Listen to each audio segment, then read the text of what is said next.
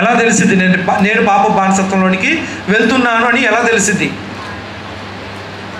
దేవుడి వాక్యం పట్ల అనాసక్తి మొదలవుతుంది. ఫస్ట్ ఇష్టం అనేది ఉండదు, అనాసక్తితో మొదటి అడుగు అనాసక్తి. మనం ఇష్టం ఉంటే ఏ పనైనా చేస్తాం, అవునా కదా? మనకిష్టమైతే ఎంత దూరమైనా వెళ్తాం. పలానా చోట ఫంక్షన్ ఉంది, పలానా వాళ్ళు పిలిచారు అంటే అది ఎండ 48 డిగ్రీలు ఉందా 50 డిగ్రీలు ఉందా ఆలోచిస్తాం. మనకిష్టమైతే ఎంత దూరమైనా వెళ్తాం. కానీ దేవుని వాక్యం అంటే మాత్రం అది 3 అడుగులు దూరం ఉన్నా కానీ ఆసక్తి అనేది ఉండదు. మీకు ఎప్పుడైతే అనాసక్తి ఉంటుందో మీరు ఏం మొదలైందని అర్థం, మీరు పాప బానిసత్వంలోనికి వెళ్ళటానికి సిద్ధపడ్డారు అని. వాక్యానికి దూరం అవుతున్నారంటే వారు దేవుని ఆజ్ఞలను విడిచి తిరుగుతారు. ఆజ్ఞలు వినకుండా ఉండటం వల్ల జరిగే నష్టం ఏంటి? ఆజ్ఞలు వినకపోతే ఖచ్చితంగా వారు ఆజ్ఞలు ఏమవుతారు? మీరుతారు. ఆజ్ఞలు మీరు నడుచుకునే వారంతా ఎవరు? శాపగ్రస్తులా కదా? శాపగ్రస్తులే. శాపగ్రస్తుల్ని దేవుడు పరిపాలిస్తాడా? దేవుడు పరిపాలించడు, సాతానుడు పరిపాలిస్తాడు. చూడండి, కీర్తన గ్రంథము 119వ అధ్యాయము 10వ వచనం చూసినట్లయితే, నన్ను నీ ఆజ్ఞలను విడిచి తిరగనీయకుము, నీ ఎదుట నేను పాపం చేయకున్నట్టు నా హృదయంలో నీ వాక్యము ఉంచుకొని ఉన్నాను. వాక్యం ఉంచుకోకపోతే, క్లాసెస్ వినకపోతే, బైబిల్ చదవకపోతే, వాక్యానికి ఇంపార్టెన్స్ ఇవ్వకపోతే వారు ఏమైపోతారు? పాపం చేస్తారు. హృదయంలో వాక్యం ఉండదు కాబట్టి పాపం చేస్తారు, అవునా కదా? తర్వాత 18వ వచనం చూడండి, 18వ వచనం, నేను నీ ధర్మశాస్త్రం నందు ఆశ్చర్యమైన సంగతులను చూచినట్లు నా కన్నులు తెరువుము, నీ ఆజ్ఞలను నాకు మరుగు చేయకుము. ఎందుకని ఇలా బ్రతిమలాడుతున్నాడు దేవుణ్ణి? ఆజ్ఞలు విడిచి తిరిగితే వారు ఏమవుతారు తెలుసా? శాపగ్రస్తులు అవుతారు. కాబట్టి కీర్తనకారుడు ఏమని అడుగుతున్నాడు? నీ ఆజ్ఞలు నాకు మరుగు చేయకుము. దేవుడు మనకు మరుగు చేస్తున్నాడా? మనకి వ్రాయించి మన చేతిలో బైబిల్ పెట్టాడా? అప్పుడు చూడండి, రాజు దగ్గర రాయించుకున్న ఒక ప్రతి ఉంటుందా ఉండదా? కానీ దేవుడు కానీ మన కన్నులు మూస్తే, ఇంట్లో బైబిల్ ఉన్నా కానీ మనం చదవాలనే మనసు రాదు. కొత్త బైబిల్ కొత్తగానే ఉంటుంది, అలా ఎన్ని రోజులైనా అలాగే ఉంటుంది. చూడండి 21వ వచనం, నీ ఆజ్ఞలను విడిచి తిరుగువారు శాపగ్రస్తులు దేవుడు పరిపాలించడు. దేవుని యొక్క ధర్మశాస్త్రాన్ని వ్యతిరేకించి ఇష్టానుసారంగా జీవించే వారిని దేవుడు పరిపాలించడు. మరి ఎవరు పరిపాలిస్తాడు? పాపం పరిపాలిస్తుంది.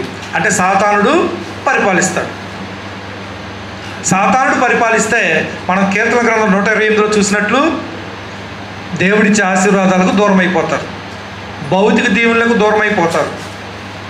పని చేస్తారే కానీ మీరు అనుకున్నది మన దగ్గర ఉండదు. ఇంకా మంచి ఆరోగ్యకరమైనటువంటి వాతావరణాన్ని చేతులారా పాడు చేసుకున్న వాళ్ళు అవుతారు. శాపగ్రస్తులు అంటే ఎవరు? అన్నీ చక్కగా జరిగిపోతూ ఉంటాయా? వారు అనుకున్నట్టు అలాగే శ్రేష్టమైనవి అవన్నీ పరలోక సంబంధమైన దేవుడు ఇస్తాడా? శాపగ్రస్తులు. కానీ శాపగ్రస్తులుగా ఉండటానికి కీర్తనకారుడు ఇష్టపడుతున్నాడు. ఇక్కడ ఇష్టపడుతున్నా. మనం కూడా ఏం చేయాలి? శాపగ్రస్తులుగా ఉండకుండా ఉండినట్లు ఏం చేయాలి? వాక్యము వినాలి, దేవుడి సన్నిధిలో ఉండడానికి ఆసక్తిని చూపించాలి, మానకూడదు. సంఘంగా కూడుట అనేది మానకూడదు. బైబిల్ తరగతులు అస్సలు మానొద్దు. వాక్యం హృదయంపై వ్రాయబడాలి. పాపము మనల్ని ఏలుబడి చేయకుండా ఎప్పుడు అలర్ట్గా ఉండాలి, అవునా కదా? 50వ వచనం చూడండి ఒకసారి. 50వ వచనం, నీ వాక్యం నన్ను బ్రతికించి ఉన్నది, నా బాధలో ఇదే నాకు నెమ్మది కలిగించుతున్నది. నెమ్మదినిచ్చేది ఏంటది? వాక్యము. నాకు అసలు నెమ్మది లేదు, సంతోషం లేదు, పాడు జీవితం తిట్టుకుంటారు చాలామంది, తమను తాము శపించుకుంటూ ఉంటారే కానీ దీనికి కారణం ఏంటని ఎవరు ఆలోచించరు. ఏంటి కారణం? దేవుని ధర్మశాస్త్రాన్ని నేను లెక్క చేయట్లేదు, దేవుని సన్నిధిని నేను లెక్క చేయట్లేదు అని అర్థం. ఇంకా నెమ్మది ఎక్కడి నుంచి వచ్చింది? చుట్టూ బాధలు, చుట్టూ శత్రువులు, చుట్టూ కీడులు, మన చుట్టూ శ్రమలు బాధలు అలువుకున్నాయి అనుకోండి, ఏమంటారు మీరు? పాడు జీవితం, ఈ మాత్రం కాడికి బ్రతకపోతే ఎందుకు ఈ పాడు బ్రతుకు అనుకుంటారు లేదా? కారణం ఏంటి? నువ్వు దేవుని ధర్మశాస్త్రాన్ని పాటించట్లేదు, నిర్లక్ష్యపరుస్తున్నావు, దేవుడికి ప్రథమ స్థానం ఇవ్వట్లేదు అని. ఇది తెలియక చాలామంది దేవుడు తనల్ని ఎందుకు సృష్టించాడో కూడా తెలుసుకోరు. ఏంటి కష్టాలు, ఈ బాధలు, దీనివల్ల దేవుడు మనం సృష్టించకపోతే ఏంటంట అనుకుంటారు చాలామంది. దేవుడు లోబడమంటున్నాడు, విధేయత చూపించమంటున్నాడు.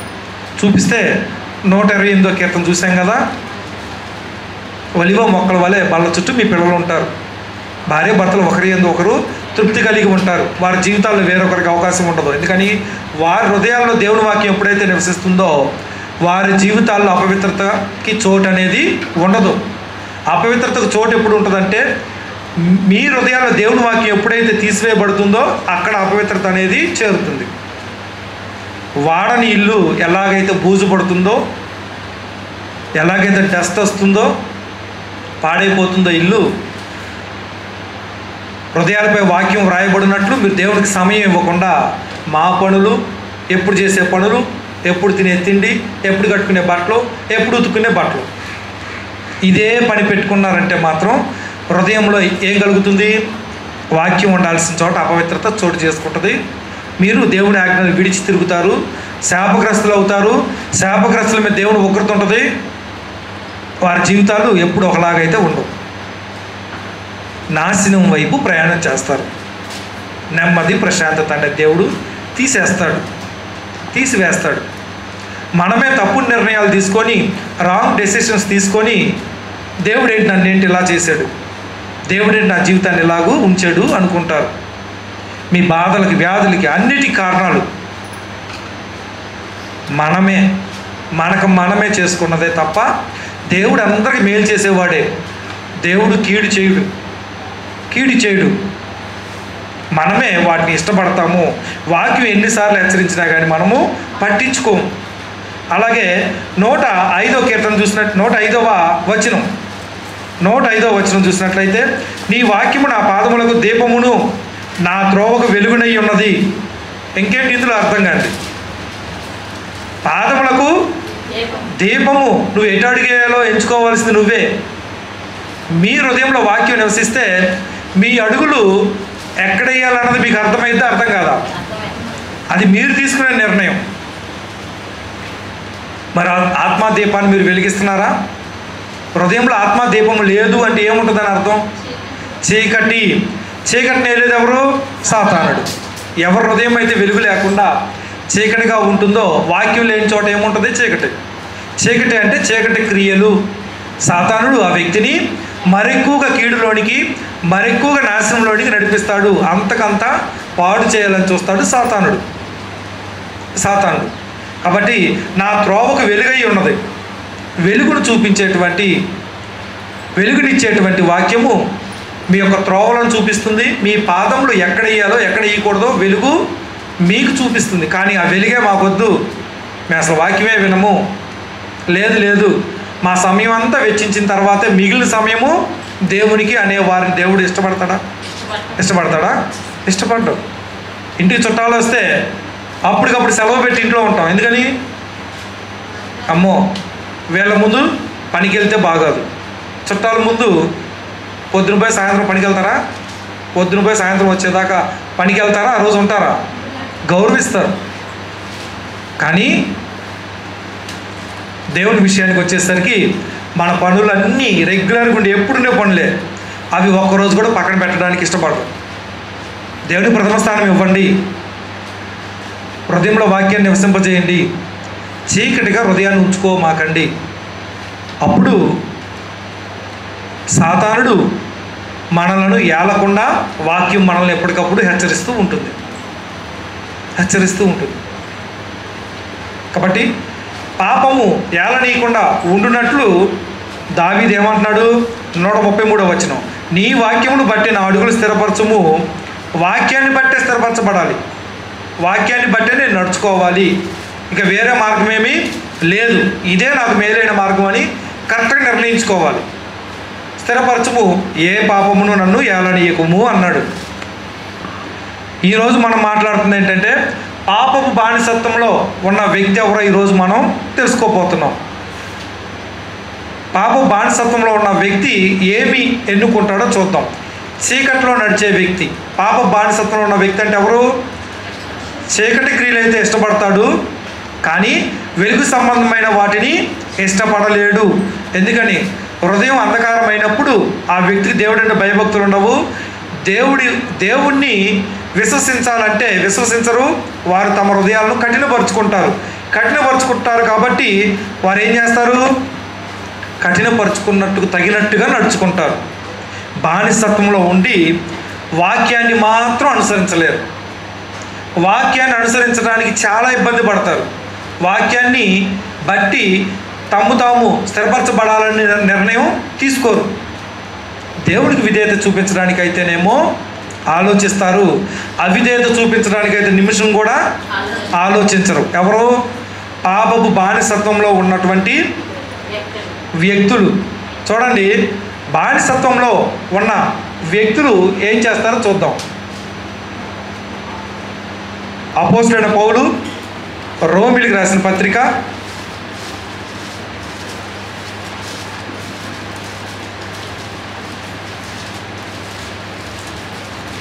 7వ అధ్యాయము 14 నుంచి 15 వరకు. ధర్మశాస్త్రము ఆత్మ సంబంధమైనదని ఎరుగుదుము.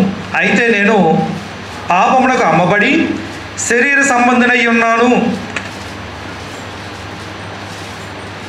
ఆత్మీయంగా మేలు పొందే ఏ పని చెయ్యరు, కానీ ఆ శరీర సంబంధమైనటువంటి క్రియలు మాత్రము చాలా ఆసక్తిగా ఉంటారంట. శరీర సంబంధులై ఉండటం అంటే అర్థం ఏంటి? తినే విషయంలోనూ, తాగే విషయంలోనూ, చెడును చూసే విషయంలోనూ, చెడు మాటలు వినే విషయంలోనూ, అలాగే సమయాన్ని వృధా చేసే విషయంలోనూ, నిద్రపోయే విషయంలోనూ, చెడును అభ్యసించే విషయంలోనూ, శరీరానికి కావలసినటువంటి దురాశలను నెరవేర్చుకునే విషయంలోనూ సమయాన్ని వెచ్చిస్తారు, కానీ ఆత్మీయంగా బలపడటానికి వారి సమయాన్ని ఇవ్వలేరు. శరీర సంబంధులుగా అయితేనేమో సమయం ఉంది ఎలాగోలా వీలు చేసుకొని వస్తానంటారు. శరీర సంబంధమైనవి ఉదాహరణకి ఆడుకోవాలి, కుదరదు అని అనరు. ఎలాగైనా సరే నేను ఏదో ఒకటి చేసి వస్తానంటారు. ఆడుకుంటానికి, సినిమాలు చూడటానికి, బయట ఎటైనా వెళ్ళటానికి, ఫంక్షన్స్కి వెళ్ళటానికి, ఇంకా స్నేహితులతో గడపడానికి మీకు ముందు కుదరదనే చెప్తారు. కుదరదు అంటారు. రావాలి ప్లీజ్ అన్నారు అనుకోండి, సరే ఎలాగోలా వీలు చేసుకొని వస్తాలే అంటారు.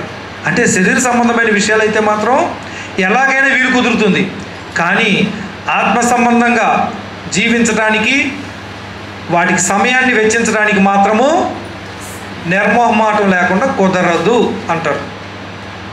సండే అయితే ఏంటంట? కుదరదు అంతే. క్రీస్తు మరణ పునరుద్ధానం జ్ఞాపకం చేసుకోవాలి. మళ్ళీ వచ్చే ఆదివారం వచ్చిందిగా అనుకుంటారు. వచ్చే ఆదివారం వరకు నీ ప్రాణం నీ ఆధీనంలో ఉంటుందా? మన ప్రాణం మన ఆధీనంలో ఉంటుందా, దేవుని ఆధీనంలోనా? అలా మనం అజ్ఞానంగా ఆలోచిస్తాం. శరీర సంబంధులుగా జీవిస్తారు. చూడండి, అయితే నేను పాపమునకు అమ్మబడి శరీర సంబంధనై ఉన్నాను. ఎలా అనగా నేను చేయనది నేను ఎరుగను, నేను నిశ్చయించినది చేయక ద్వేషించున్నదియే చేయుచున్నాను. మీరు చూడండి, తాము ద్వేషించున్నదియే చేస్తారు. నువ్వు చేసే తప్పు అన్నామనుకోండి, తప్పు కాదనరు, తప్పే, ఏం మాట్లాడరు, సైలెంట్గా ఉంటారు. సైలెంట్గా ఉన్నారంటే మారుమనసు పొందారనే చెప్పించాలే ఇంకెళ్ళు అని అర్థం. నువ్వు చేసే తప్పు అని చెప్పారనుకోండి, సైలెంట్గా ఉంటారు, నవ్వుకుంటారు, లేదా ముఖం మార్చుకుంటారు. కానీ చిచ్చి ఇలా నేను చేయకూడదు, దేవునికి వ్యతిరేకంగా ఇలా ఉండకూడదు, ఇక ముందు ఇలా జరగకుండా చూసుకుంటాను అని అనరు. వింటూనే ఉంటారు. మారు మనసు అయితే వీరికి రాదు, నొచ్చుకుంటారు. ఎస్, నేను చేస్తున్న తప్పే, అందరి ముందు నేను చాలా అసహ్యంగా కనపడతాం అనుకుంటారు. కానీ తాము ఏదైతే ద్వేషిస్తున్నారో మళ్ళీ తిరిగి మళ్ళీ అయ్యే చేస్తారు. ఎవరైనా ఏమైనా అంటే బాధపడతారు. చచ్చా నేనేంటి ఇలా అనిపించుకుంటాను అందరి చేత అనిపించుకుంటారు. కానీ బాధపడతారు. కానీ మళ్ళీ అదే పని చేస్తూనే ఉంటారు. వీరెవరు? పాప బానిసత్వం ఉన్నటువంటి వ్యక్తులు. అవునా కదా? రోమిలు రాసిన పత్రిక 6వ అధ్యాయము మీరు 16వ వచనం ఒకసారి చూసినట్లయితే చూడండి. లోబడుటకు దేనికి మిమ్ముని మీరు దాసులుగా అప్పగించుకొందురో అది చావు నిమిత్తంగా పాపమునకే కానీ నీతి నిమిత్తంగా విధేయతకే కానీ దేనికి మీరు లోబడుదురో దానికే దాసులగుదురని మీరు ఎరుగురా? చాలామంది తమను తాము దేనికి అప్పగించుకుంటారంట? చావు నిమిత్తంగా అయితే పాపానికి అప్పగించుకుంటారంట. నేను ఆత్మీయంగా చనిపోవాలి అనుకునేవారు క్లాసులు మానేసేయండి. ఆత్మీయంగా చనిపోవాలి అనుకున్నవారు ఆరాధన మానేసేయండి. ఏమైపోతారు? ఆత్మీయంగా చనిపోతూ ఉంటారు. నిత్య నాశనం వైపు అడుగులు వేస్తారు. ఇదంతా ఎవరి చేతుల్లో ఉంది? సాతానుడు మెడబట్టుకొని మిమ్మల్ని పాపం చేపిస్తున్నాడా? లోబడుటకు దేనికి మిమ్ముని మీరు అన్నాడు. మిమ్ముని మీరంటే దీనికి ఎవరు బాధ్యులు? దీనికి జవాబుదారితనం ఎవరు? ఇందులో ఎవరు ప్రమేయము లేదు. మిమ్మల్ని మీరు అప్పగించుకుంటున్నారు. మీ ఇష్టాలు నెరవేర్చుకుంటున్నారు. చాలామంది సాతానుడి మీద చెప్తారు. సాతానుడే నన్ను ఇలా తయారు చేశాడు, సాతానుడే ఆరాధన మానేలా చేశాడు, సాతానుడే నాకు ఆటంకం పెట్టాడు, సాతానుడు పెట్టిన ఆటంకాల వల్ల నేను క్లాసు వినలేకపోయాను అంటారు. క్రీస్తునందు ఉన్నవారు బలవంతులా కదా? ఇంకా బలహీనులేనా? బలవంతులే. సాతానుడు ఎదిరించడం అంటే ఏంటి? వాక్యానికి లోబడటం. విధేయత చూపించేంత సామర్థ్యం దేవుడు మనకి ఇవ్వలేదా? ఇచ్చాడా? ఇచ్చినా కూడా సాతానుడి మీద చెబుతారా? సాతానుడు ఆటంకపరిచాడు. ఆటంకపరి లోబడుటకు దేనికి మిమ్ముని మీరు దాసులుగా అప్పగించుకొందురో అది చావు నిమిత్తముగా పాపమునికే కానీ, అంటే పాపానికి మిమ్మల్ని మీరు దాసులుగా అప్పగించుకుంటున్నారు. మిమ్మల్ని ఎవరు మెడబట్టుకొని బలవంతంగా తీసుకెళ్తలా. నాకెవరో అలవాటు చేశారు చెడ్డ అలవాటు.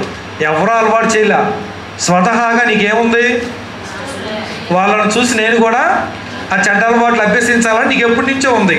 ఇప్పుడు సమయం వచ్చింది అంతే. నీకున్న దురాశలను సాతానుడు గమనించి ఏం చేస్తాడు? అవి నెరవేర్చుకునే అవకాశాలను కల్పిస్తాడు. స్వతహాగా నిన్ను నువ్వు అప్పగించుకున్నావా? ఎవరైనా అప్పగించారా? అక్కడ ఏమని ఉంది? దాసులుగా. మిమ్ముడు మీరు దాసులుగా అప్పగించుకొందురో మీకు మీరెళ్ళి ఏమయ్యారు? మీ దురాశ నెరవేర్చుకోవటానికి మీకు మీరే అప్పగించుకున్నారు. మీరు ఇంకెవరి మీద చాడీలు చెప్పాల్సిన అవసరం లేనే లేదు. కాబట్టి మీరు ఏం చేస్తారంటే పాపం చేసి పాపానికి దాసులయ్యి తాము చేస్తున్న చెడ్డ పనులు తాము అసహించుకొనుచు ఎస్ నేను చెడ్డవారం అనే స్థాయికి వచ్చేస్తారు. ఎస్ నేను అబద్ధికున్నే. చివరికి వచ్చేమని చెప్పుకుంటారు, నేను అబద్ధికున్నే, నేను దొంగనే. దొంగ అని చెప్పే దొంగతనం చేస్తాడు. అబద్ధాలు చెప్పేవారు ఎస్ నేను అబద్ధికున్నే అనుకునే అబద్ధాలు చెప్తారు. కానీ నేను దేవుని బిడ్డని, దేవుని కుమారుణ్ణి, నేను దేవుడికి విధేయత చూపించడానికే, దేవుని మహిమపరచడానికే దేవుడు నన్ను సృష్టించాడు అనుకున్న వ్యక్తులు చేయగలరా? చేయలేరు. ఒక వ్యక్తి చెడు పని చేసేటప్పుడు ఎస్ నేను చెడ్డవాడిని అని అనుకునే చేస్తాడు. నేను దేవుని కుమారుణ్ణి అనుకొని చేస్తాడా? అలా అనుకోడు. కాబట్టి ఏం చేస్తారు? చెడ్డ పనులు చేస్తారు. అందుకే తాము మనస్ఫూర్తిగా దేనికి అప్పగించుకుంటున్నారు? పాపానికి అప్పగించుకొని చాలామంది ఆత్మీయంగా చనిపోయి ఉంటున్నారు. కానీ సంఘంలో వ్యక్తులు ఏమై ఉండాలి? ఆత్మీయంగా చనిపోవటానికి ఇష్టపడొద్దు, అసహించుకుందాం. అటువంటి క్రియలను అసహించుకుందాం. స్టార్టింగ్లోనే మనం సరిదిద్దుకుందాం వాక్యం ద్వారా.